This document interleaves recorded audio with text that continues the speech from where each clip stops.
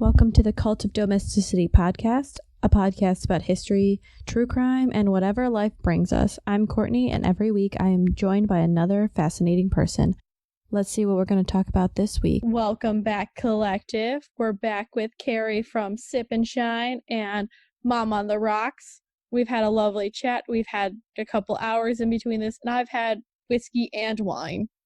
Yeah, I've had all wine. I had red and white, though. I'm feeling kind of dangerous tonight. I was celebrating a good interview and trying to figure out if I'm moving again.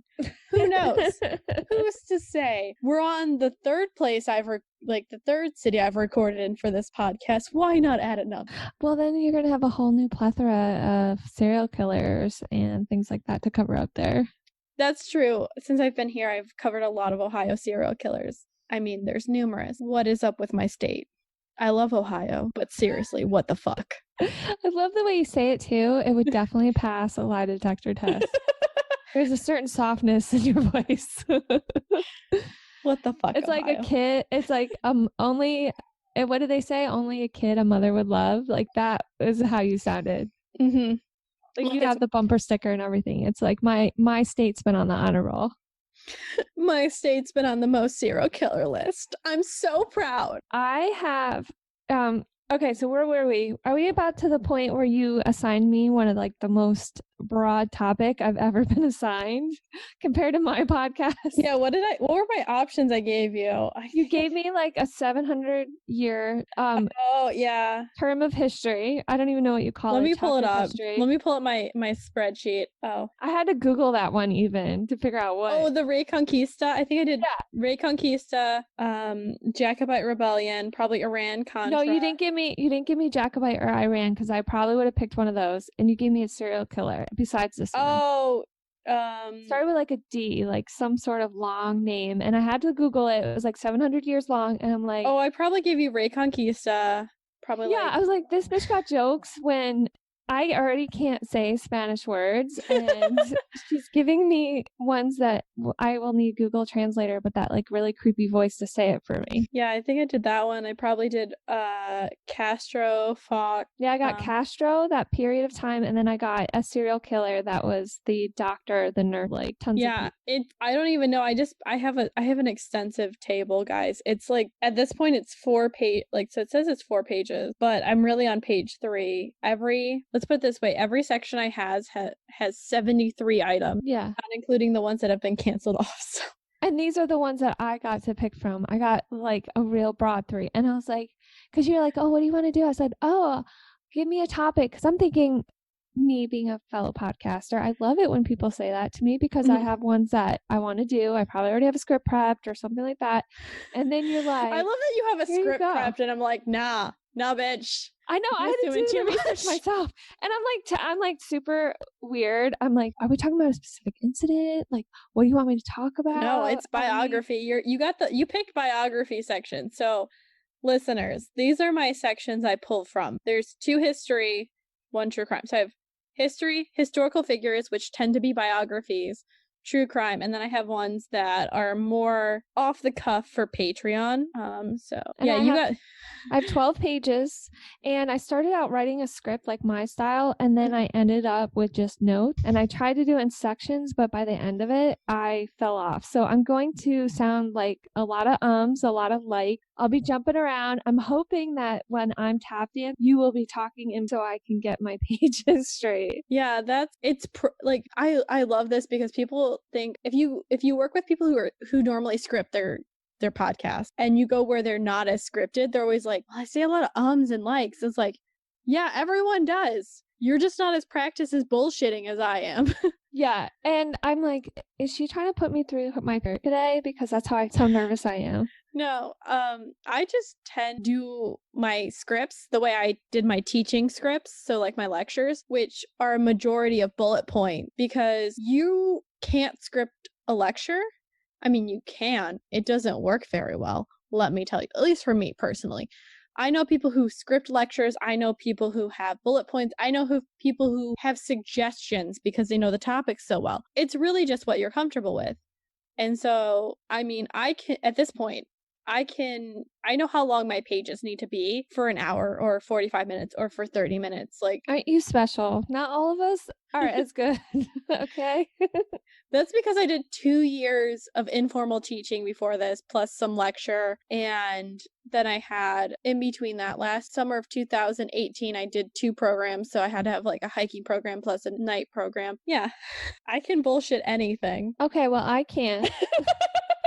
Especially on this topic because I know nothing about it except that people were coming over. I lived during the time when they were coming over on rafts and there was that little boy that it was really sad. I'm not saying this is a joke, even though my voice sounds like higher pitched. So we're going to be talking about what? Fidel Castro. Yes, I should mention, I don't know if my professor will listen to this. I had an amazing professor at Miami University of Ohio. So you set me up. You totally set me up.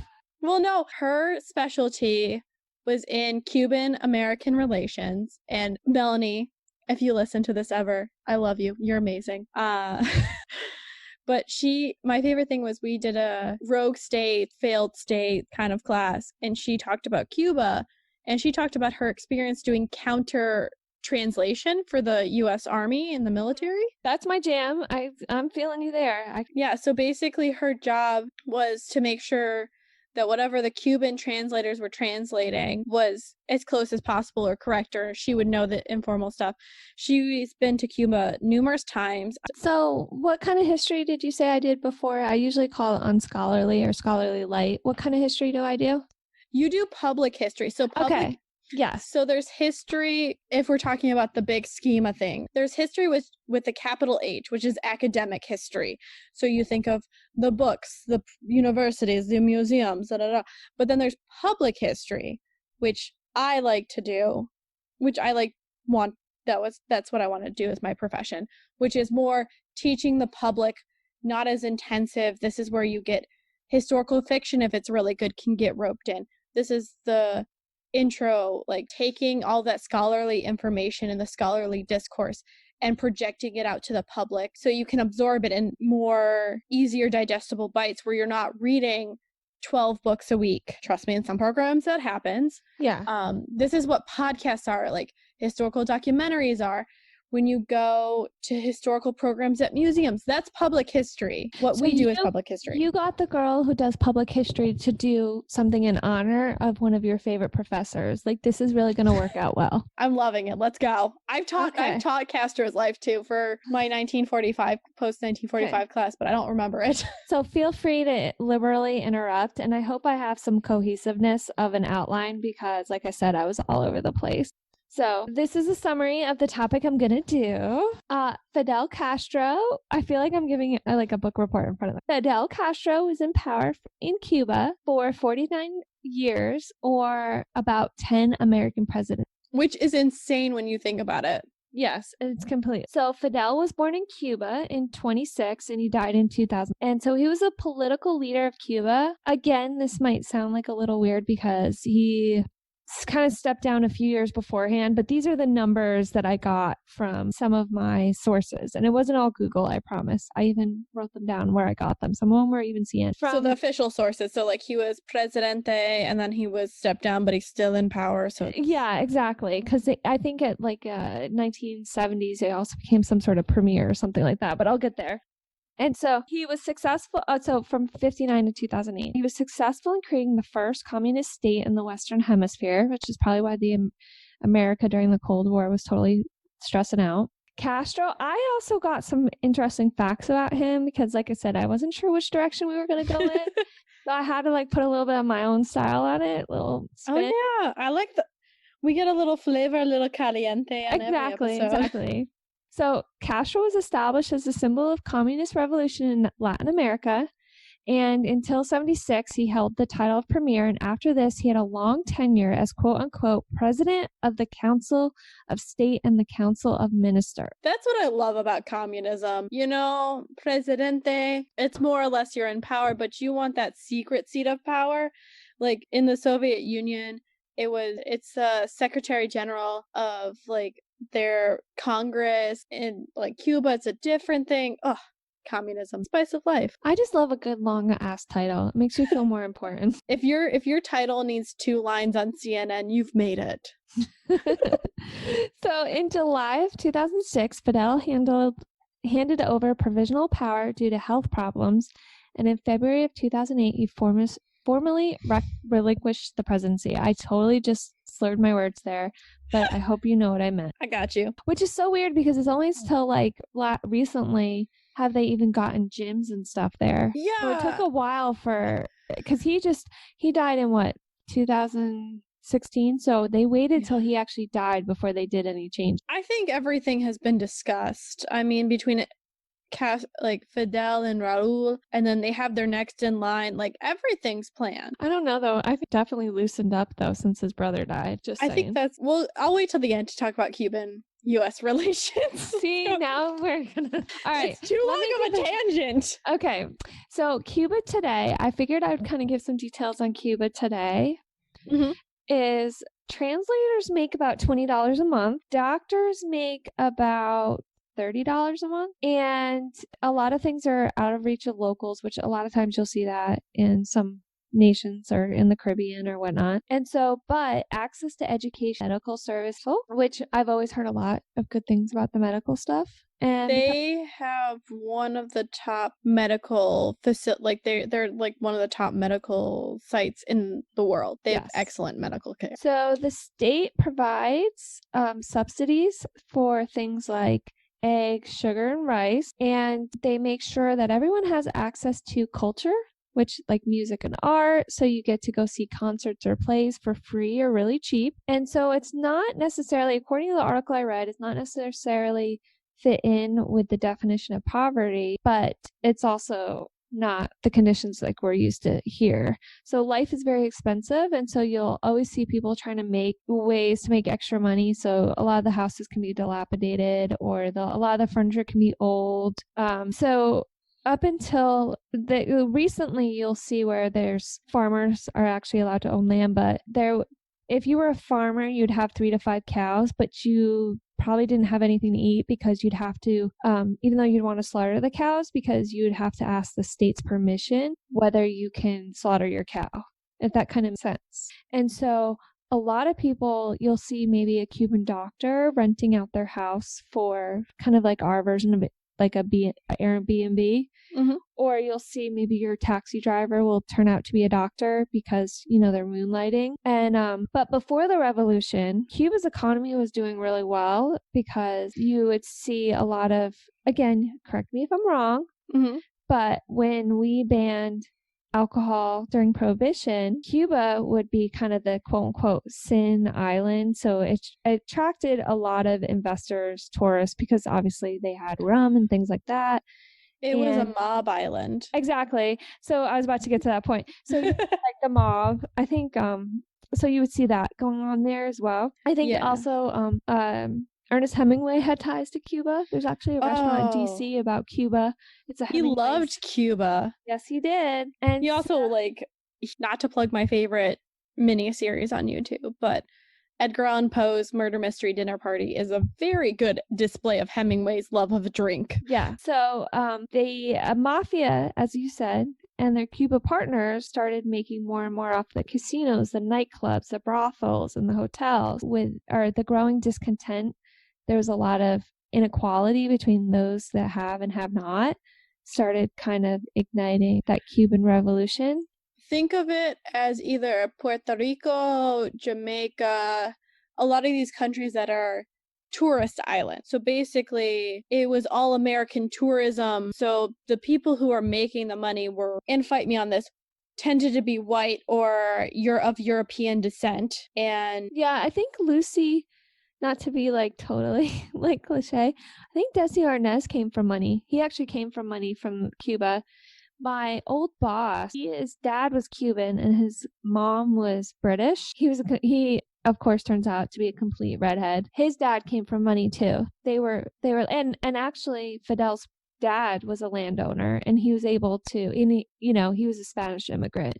But like you said, there, as we do in American history, a lot of our companies would come in and monopolize, as we've done in other, like our industry will just take over. It was, what is it? They call it, it's either colonization or McDonald's democracy or something like that. There's a term for it where it's basically Coca-Cola and McDonald's come in and take over everything.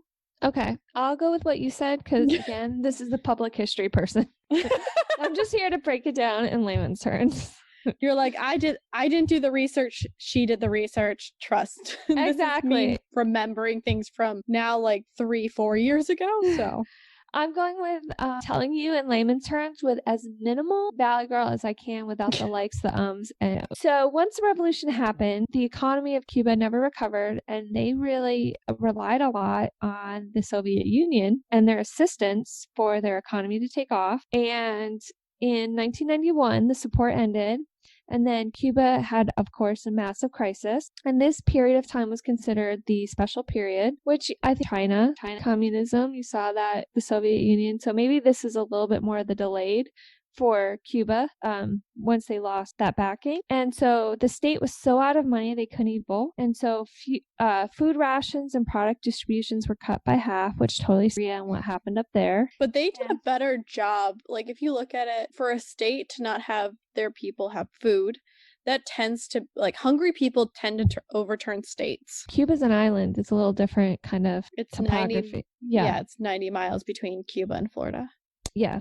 So I've only seen Cuba from a boat, by the way. I did go on a cruise and I saw Cuba from the boat. I'm impressed. Yeah, that's all the only connection I got to Cuba. And the Venezuelan President Chavez, am I saying that correctly? Chavez? What's his first name? Try to say it with flair. They were good friends. Chavez hated America. So they made a deal. I'll keep going while you look it up. So they made a deal. Hugo Chavez. Yes, that's our guy. So I went to Curacao and I did see an oil tanker or something like that was like repossessed of Venezuela. So I did see Venezuela I did have some connection in Venezuela. So they were good friends. All right. I'm breaking it down to you like I'm talking to like a 13-year-old. So they were good friends. Yeah, no.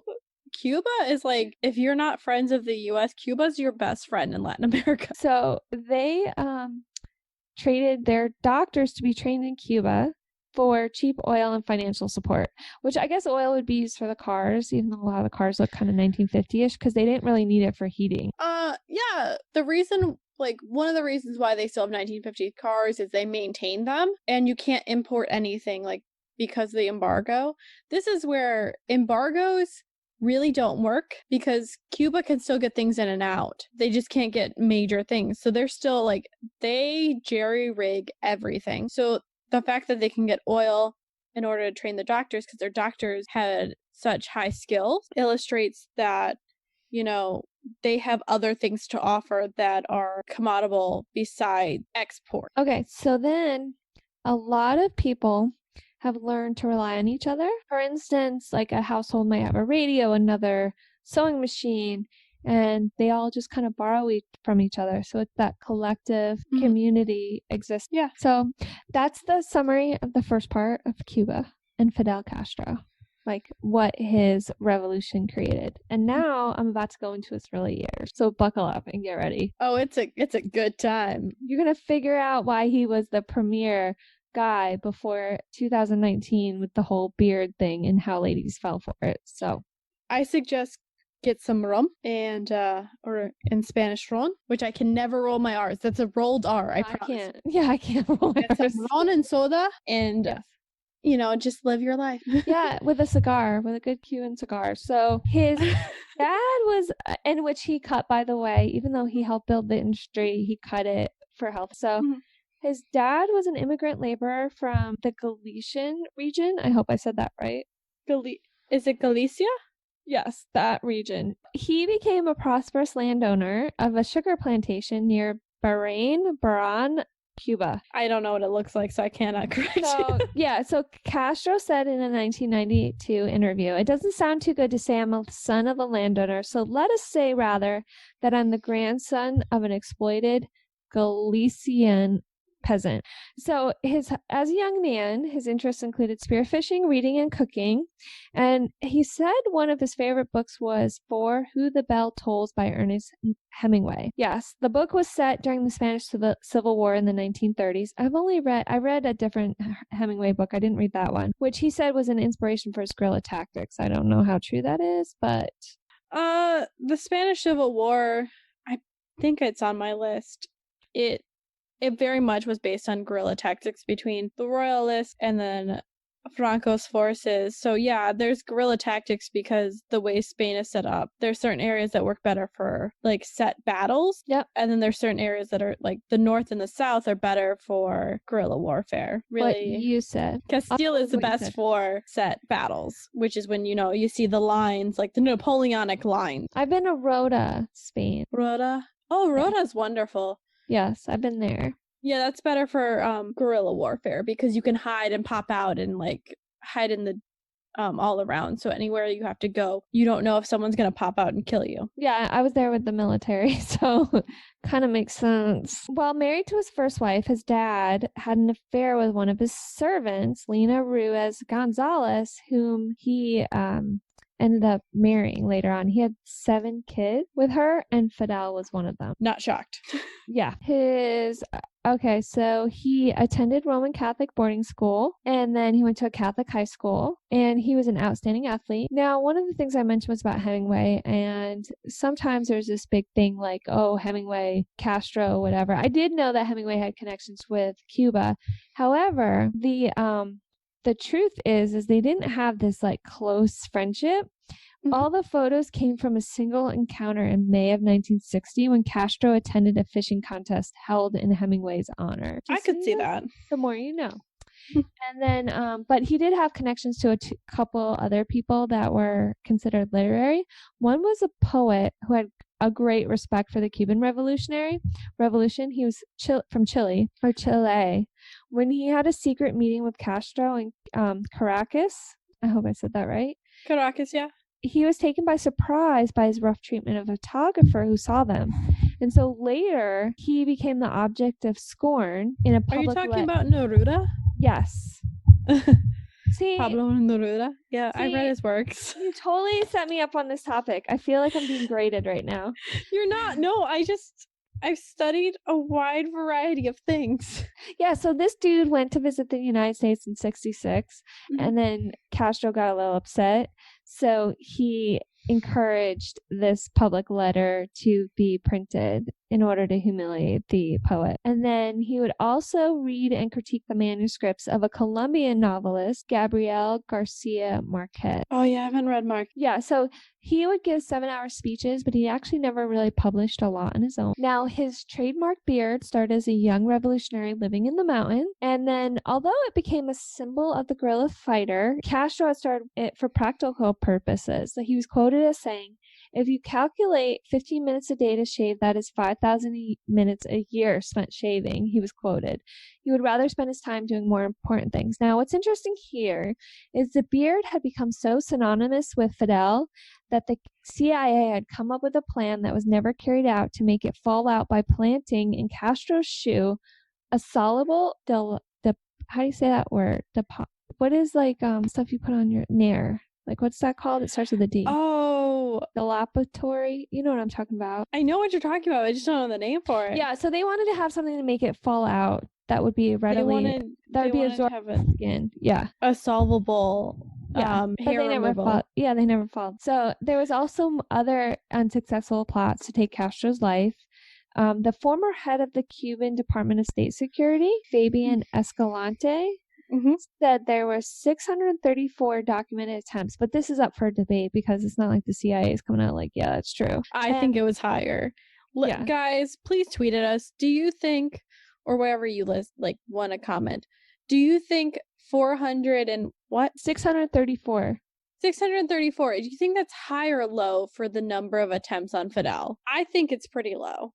Okay, so Castro had a passion for scuba diving. So one of the plans involved planting an explosive seashell in an area he liked to dive. Another plan was to use a wetsuit that would be tainted with disease-causing fungus and a TB, you know TB. I'm not going to try to attempt to say that word. Laced breathing apparatus to be given. Oh my god, the best thing about the CIA attempting to kill Fidel is you think any crazy spy movie things, they probably tried it. Like, the exploding cigar, tried it. It's legitimately, they're like, yeah, no, we have proof. Like, we tried to do it. It didn't work. So a couple other different ones were they were going to use a fountain pen with a fine hypodermic needle that would be undetectable to, like, I guess, kill him. A former lover to administer botulism toxin pills. Fun fact, botulism is what you use in your face to make it stay. Botox. I need that. And exploding cigars. Too much Botox kills you, in case you're wondering. Yeah. So again, I'm going to be all over this place on this because I was just trying to come up with some interesting facts. Fidel attended the University of Havana for law, and that's where he became a political activist. He married the daughter of a wealthy family tied to the Batista regime named Myrta Diaz Balart. It's not Paul Blart, Balart in 1948. Yeah, in 1948. In 49, they had a son called Fidelito, which was like Little Fidel. However, Castro's love letters were exposed to another Cuban socialite, Natalia Revoluta, while he was a prisoner. It sounds so close to revolution. It's very ironic. And then, so Myrta filed for divorce 5, and so they had switched at the prison because he was at prison this time. They'd switched the letters, and so Talia always believed that the prison director had arranged the switch so he would get caught. So after the divorce, Myrta moves to Spain, and then she returned in 2002 to live with Little Fidel. Little Fidel. I'm going to call him Little Fidel. Fidelito? Yeah. So, because the little Fidel grew up in Cuba, and he ran Cuba's Atomic Energy Commission before being removed from the post by his dad. And then he died of suicide by February of 2018. So we saw his dad died, and then within 2 years, he killed himself. Why? That would be interesting to see, like, and do some investigating into that. But I feel like you'd have to be part of, like, the CIA or the FBI. Yeah, I'm very, very, I want to do it on my podcast. I want to do the story of how the brother of in North Korea, how he was murdered. Oh, yeah, that one's interesting. Yeah, because they have it on video and everything. You can watch it. The woman that they tricked to be the assassin has just done interviews. Yeah, so I want to do her. So a lot of Castro's private life has been censored by the media. So of course, so we know that he was married to Myrta. We know that he had the affair with Natalia, who gave birth to his daughter, and Alina, who is his daughter with her, left Cuba in 1993, and she disguised herself as a Spanish tourist, and she sought asylum in the U.S., and she criticized her dad's policy. Not a great way to stay alive. Yeah, so by another 2 people, it looks like he had a one-night affair, or at least they're unnamed. So he had another son, another daughter, and then one daughter he had, Francisco Pupo, born from that affair in 1953, which it sounds like he was still married at the end. She now lives in Miami, and Castro actually had a lot of one-night stands. You're a dictator. You can fuck whoever you want. Yeah, and a lot of times they'd be selected for him. One of them actually was an ABC News journalist. I got some information on that one. And he also had 5 other sons by his second wife, and his sister, Juanita Castro, has been living in the U.S. since the early 60s, and she's also an opponent of her brother's regimes.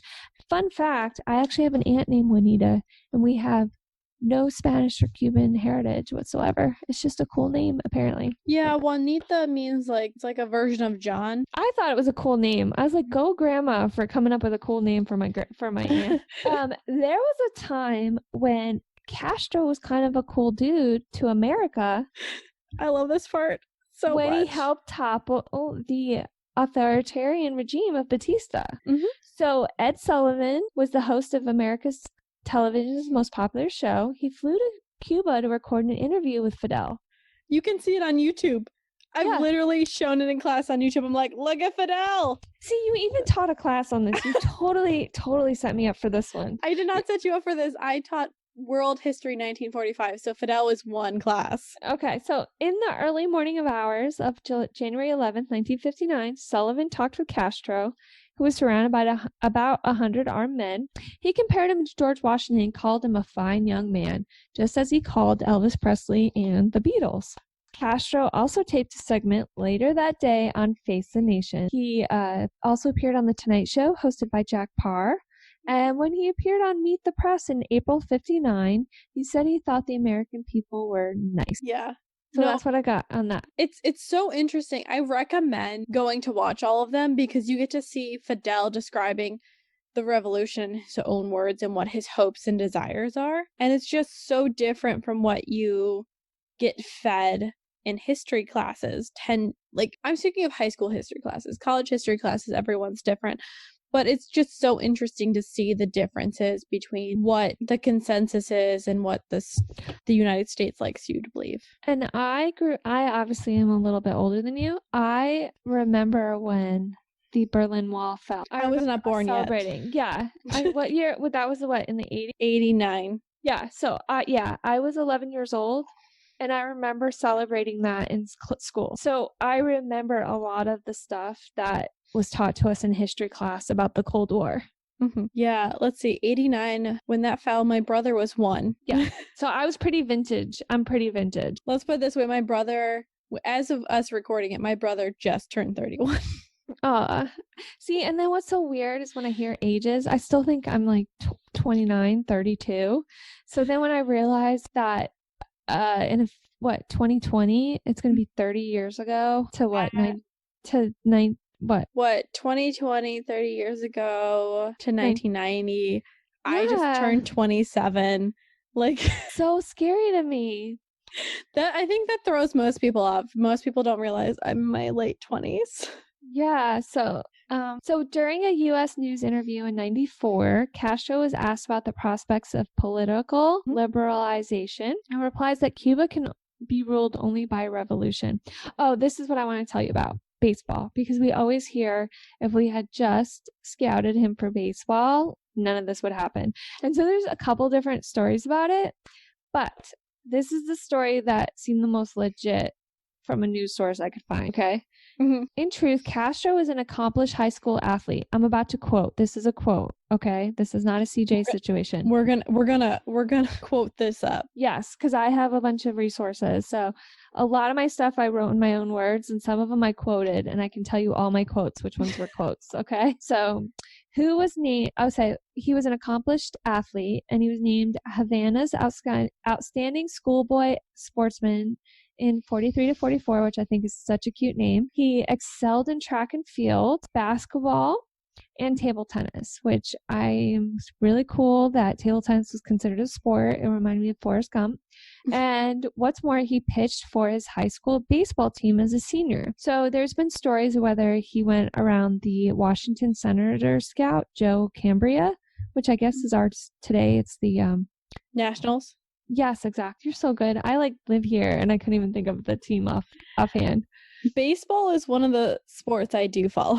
He did appear uninvited at 2 of the tryouts held by the Washington Senator scout, but failed to distinguish himself. So Castro later cemented the image of himself as a baseball player with a famous pitch of the Cuban Army team in an exhibition played before a minor league game between the Rochester Red Wings and the Havana Sugar Kings in July of 59. So his biggest connection with baseball, however, was the #1 fan of Cuba's national sport and is kind of behind the general manager of the national team, which had great success internationally. Were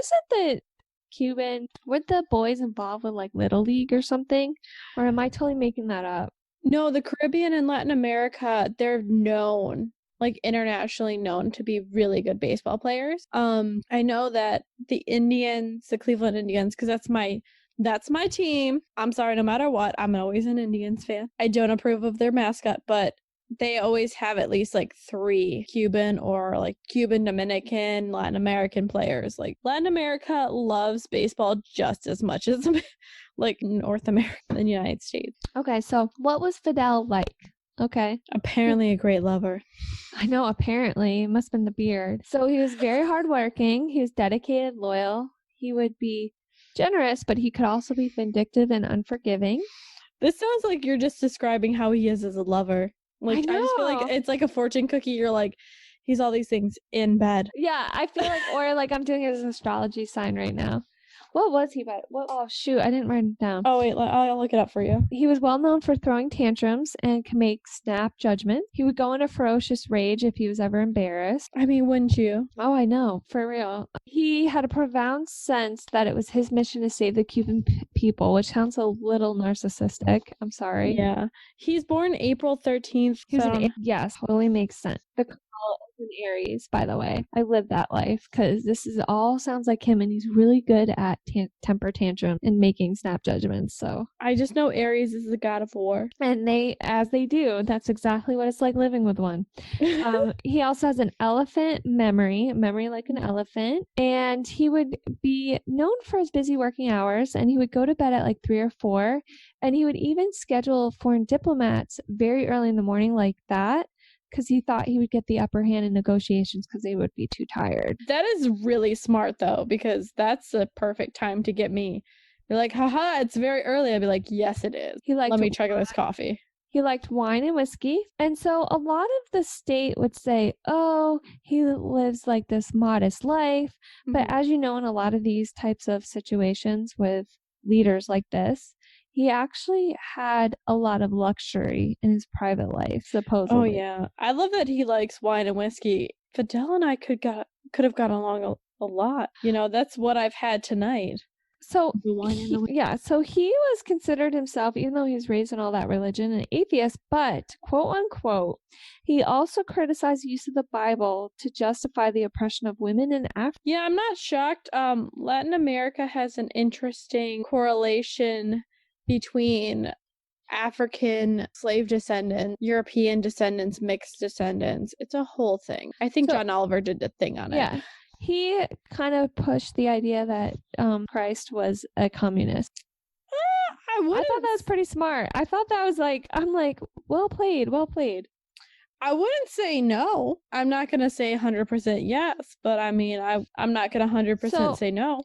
I want to talk about his death really quick. I have about 3 pages about the whole political thing, but I figure you probably will want to give a little synopsis of that. Probably better. Keep going with your stuff. We're good. I can get it to a point. Okay, so in April, a 90-year-old Castro told the Communist Party that he'd be dying soon, and he implored party members to work to fulfill his communist vision for Cuba, quote unquote. That's a quote. So on the 25th of November 2016, he died. That's when the television stated he died. They did not disclose what he died of, but I mean, the guy's 90. Like, what? I mean, you know, if I live to 90, please lie about when I died to give me more. Yeah, I'm just like, I don't think I need to know at that point. And so his brother, the President Raul Castro, confirmed the news in a brief speech. The commander-in-chief of the Cuban Revolution died at 22:29 given military time this evening. And so his older brother had already died at that point, Ramon, and so he was cremated. And then his funeral was a procession of 560 miles along the island's central highway, Havana to Santiago de Cuba, tracing it in reverse, the route of the Freedom Caravan of January 1959. So that was like they went backwards basically on it, and they had 9 days of public mourning. Like I said, I have a whole bunch of stuff on the politics, but I was trying to make I was concentrating on Fidel the man. Fidel the man is an interesting juxtaposition. My favorite thing, I don't know if you found this, is that the U.S., because technically we're leasing Guantanamo from Cuba, so we keep sending them checks, and the only reason we keep doing that is because Fidel cashed the first one, and then he's just kept, like they said, he just kept the rest of them in a drawer in the president's office. Yeah.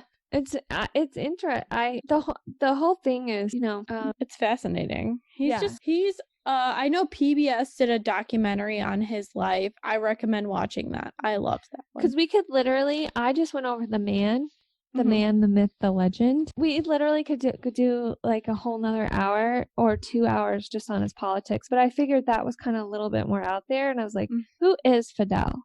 Like, I try to do it more from a personal sense. But I do have like a general idea of how down. Oh, feel free. I mean, we could do a whole podcast just on Fidel. He's a fascinating human. Yeah. He's, in the terms, if you're asking, is he an asshole of history? I would say about 50-50 in my perspective, if that matters at all. I think this is what I just feel sad about. Mm-hmm.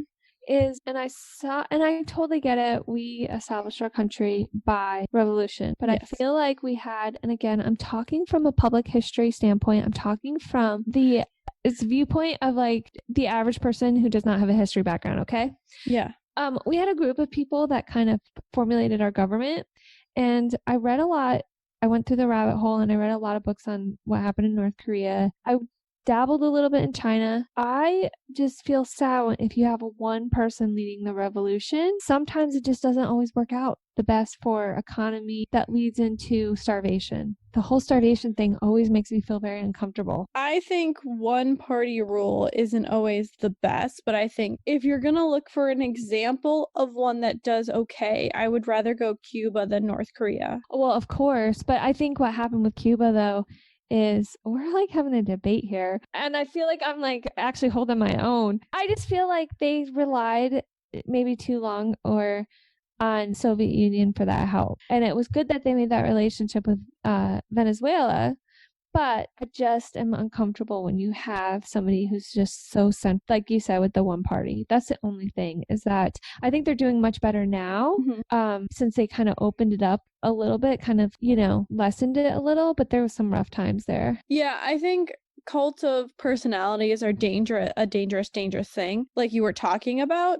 I also know we didn't discuss it, but I should probably cover the Cuban Missile Crisis. You go right with your bad self. And there, between that and... Yeah, because so Fidel, and it was a weird situation because the U.S. government put missiles in Cuba, and I'm trying to... And this guy got involved in Africa. I didn't even get... Oh my God, I love them in Africa. That's why I was like, you need to do a separate episode, because I did the man, the myth, and the legend, and you've got to go into the political movements, because I was like, how can I give this, like... I'll have to... remind me to cover Fidel for yours, and then we'll just do a cross, like double Fidel. Too many Fidels, too many funds. Yeah, it's like he's all over the place. Angola was a failure. Bolivia was okay, but for them using Angola, that's Africa. Bolivia, South America. And then he did let Pope John Paul II to visit Cuba. Yeah, so that's the interesting thing about Cuba. Like, they're not 100% against religion like the Soviet Union was. They kind of got forced. It was a weird juxtaposition to get them forced into that corner because they were trying to do neutrality, but the U.S. put missiles in Turkey, which is on the Soviet doorstep. So the Soviets were like, hey, bitches, let's find somewhere. And Fidel's like, hey, they're going to give us money and help support us after the U.S. tried to get on our territory. So they said yes. It was a mistake. Now they've been embargoed for, I think... They weren't allowed for Christmas trees for a while there, right? I think that was outlawed, right? Because the thing is like, I actually have a painting by my friend who's from Russia. She painted me a picture of her village, and there's pictures of churches, because you don't want to have competition with your loyalty to the government. Your loyalty is to the state, not to anyone else. Yeah, so it was a weird thing, but like Cuba was communist out of onions and like what they needed. So they were really trying to figure out what they needed to be a successful country, instead of this idea of machismo and all of that was remnants from the conquistadors from Spain, aka listen to the Puerto Rico episodes or the Christopher Columbus episodes if you want to talk about machismo. So it was just them trying to figure out what worked best to rule a country instead of a U.S. puppet state, which Batista was. Which I need to cover Batista because he's a whole other beast. When Barack Obama visited Cuba, Castro wrote Nobody should be under the illusion that the people of this dignified and selfless country will renounce the glory, the rights, or the spiritual wealth they have gained with the development of education, science, and culture. I feel like that should be like my mic drop moment. I mean, if you think about it, Cuba, for being so isolated in the Western Hemisphere, has done so well and helped support so many countries. If I remember correctly, I think they supported the Sandinistas. They supported several revolutions in like Central and South America. They supported some revolution Africa less successfully. They've educated thousands of doctors. My view on Cuba is very mixed, so sorry. I think that's great. I do think Castro had good intentions. I think the implication and the medical are great and things like that. So I'm not knocked said. I think I think they're just real people, and there's good and bad and all that, you know. And trying to carry out a philosophy in a lifetime is really hard. Yeah, it's everything I've read about communism, it's very difficult. It's a long process. And I think Fidel just tried to adapt what worked for his people. And I think I'd rather him do that than, you know, just try to rule through the top down. Granted, it's not always successful. It's a learning curve, just like democracy. Democracy is a very old process, but we're not fine-tuned to it. And I think really, if we're going to go with any of the communist countries that are successful, I'd rather go with Cuba than a lot of other countries like Venezuela, China, as well as the Soviet Union. It just seems like it's much more cohesive. Granted, it works better in a smaller country situation, and Russia was probably too big, and China's probably too big, and Venezuela's probably too big, but that's besides the point. Do you have anything else you would like to add, Carrie? Nope. Only that he started smoking cigars at the age, and he gave it up at 50. Damn, that's commitment. Because he supported a health-related national. That's all I got. Because like I said, I was trying to do the man. You did a very good job at being brief on Castro, which is very difficult. Amen. See, I was trying really, really hard. It's so hard. He's such an intriguing man that, like, even if you just did early Castro, say like birth to 50, it'd be so difficult. Girl, do you know how many pages I just cut out? But I was like, this I think has the most cohesive. You haven't mastered me. I just start talking really fast. Yeah. So do you want to plug all your podcasts so people can find you? Yeah. You can find me at Sip and Shine Podcast, where you find this at Sip Shine Pod. And I do histories, mysteries, old Hollywood, things from like the Hearst love child to who killed Frank Lloyd Wright's mistress. Like, I just do kind of like unscholarly podcast. I'm a little unscholarly. And then I have your public history light. Yeah, exactly. I love it. That's me. And so, which is probably going to be the majority of your listeners are not going to probably want to listen to that because they seem very smart. And my other show is Moms on the Rocks, which you don't need to be a mom to listen to because it's everything other than mothering, which is like pop culture, 80s, 90s, just life stuff. And yeah, so, and mental health, because we have like mental health stuff going on. But about that, so, and I do have you on my show. So if you listen to anything and you at least can listen to you, that's it. You can listen to me talk about boats way too much. Yeah, boats and hoes and oh yeah, which we need to talk about. I almost finished the new episode of Below Deck, and we need to talk about the Below Deck Mediterranean, but that needs to be another episode. See, I'm a safe space for that kind of stuff, so you can listen to you talk about that stuff because I am a safe space. Yeah, Carrie's podcast is great for if you want to learn about Natalie Wood, but then you want to learn about haunted castles. Yeah, you did my first one. Yeah. And then you want to talk about, you know, pop culture. I've learned so much about Bravo TV shows and stuff like that that I didn't even know. I'm like, I don't know who these people are, but they seem ridiculous. And I feel better about my life. Yeah, that's why I'm into it. It's like a form of therapy that I get from home. The latest episode I did was, hopefully I can say it correctly because it is at least somewhat, Omaira Sanchez. She was killed in a 1985 volcano that killed 23,000 people in Colombia. Oh my God, I just listened to that one today. It was insane. Seriously, go listen to it. Did you see the picture of her that was taken literally in the... I posted online, and if you go to the website, but the last hours of her life, they took those photos and they won all these awards. But it's like, how can you take these photos of her 60 hours, fighting for life in the water? She's cognizant and awake, but yet you couldn't rescue her. I know, you cover different things. So if you like different types of history, I highly recommend it. It's just like, I'm not as smart as you. I don't do like a whole 700 years of history. That wasn't supposed to be 700 years. It was supposed to be whatever part of that you wanted to cover. But if you are the type of person that like a documentary, or you read something like a random article and you want to go Google something, that's my show. Yeah, I vouch for it. Thank you. We're going to say bye here, but then I probably keep talking about Below Deck because I have feelings. We're gonna both go to sleep now. I know. I'm like, sorry. I'm like, I like put some real effort into Fidel. So now I'm like, oh, I got it out because I was really nervous. Oh, don't be. It was good. Okay, Patreon people, because that's who's only getting this now. Good night. Off. Hey. It's Carrie, and I host the Sip and Shine podcast. Despite my 13-year-old sounding voice, I invite you to come listen on your favorite podcast catcher as myself and a revolving guest co-host chronicle stories of histories, mysteries, scandals, royals, true crime, and cults. We Google it so you don't have to. It's a classy little cocktail party, Mad Men style, from drinks to music to interesting convos. RSVP to the party by finding us on Instagram, Facebook, and Twitter at SipShinePod. And of course, because this is an unscholarly podcast, we add in copious amounts of wine, inappropriate humor, candy, and reality TV references. So come pour a glass of your favorite wine or sparkling cider, because good things always start with a sip. Hi, I'm Heather. And I'm Rhonda.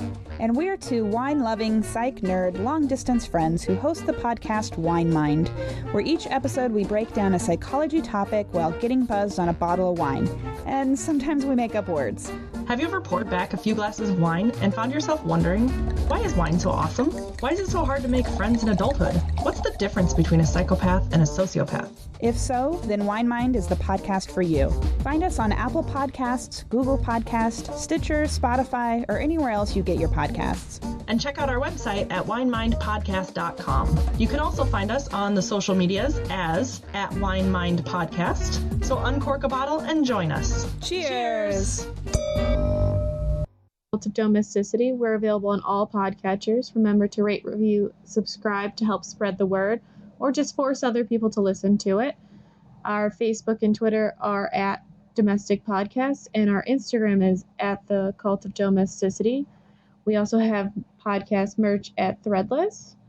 As well, if you want to support us financially or show some appreciation, we have a PayPal tip jar and a Patreon, which has some pretty great perks. Any topic suggestions, feel free to email us at domesticpodcast@gmail.com.